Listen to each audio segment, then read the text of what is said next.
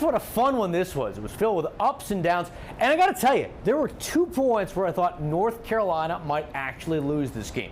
One was in the first half when Michigan State built a 12-point lead. And then the other was in the second half. This was after the Spartans had survived the Tar Heels' 17-point unanswered run, and suddenly they were back within 2.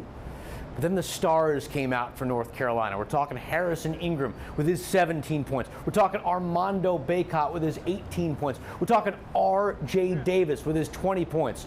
UNC needed every last one of those buckets.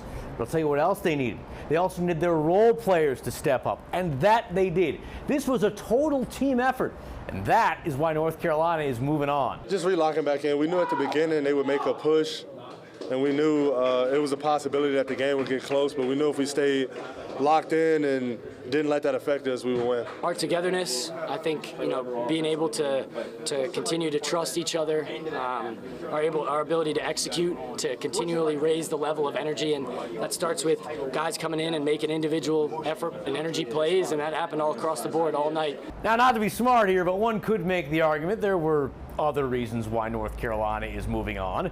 One was the fact that this game was played in North Carolina, and in Charlotte in particular. This is a place where the Tar Heels usually do not lose, as they're now 14-1 all time in the Big Dance right here in the Queen City.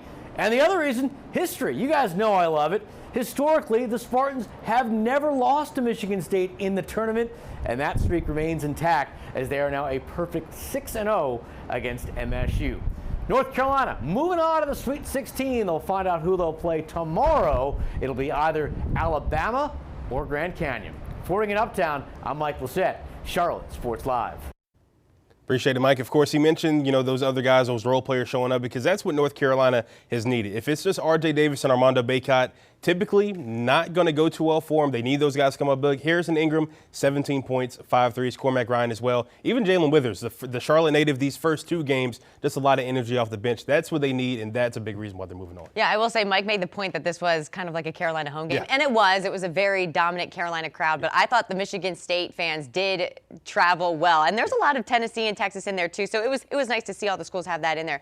I thought this was a huge win for Carolina just because one of the way it started, to go up against an opponent like Michigan State. You're going up Huber. I was more excited about the Huber-Davis matchup going against Tom Izzo and how he would adjust, because, I mean, this was a game that they struggled in that first half to get going early, and then they would keep it close with 4 to 6, and then in a span of 30 seconds, this was like a 12-point game, and then they battled back from that. And I thought that was very telling of a team at this point in the tournament to battle through that against a very good team, because you have to remember, Michigan State, they went to the Sweet 16 last year as a unit.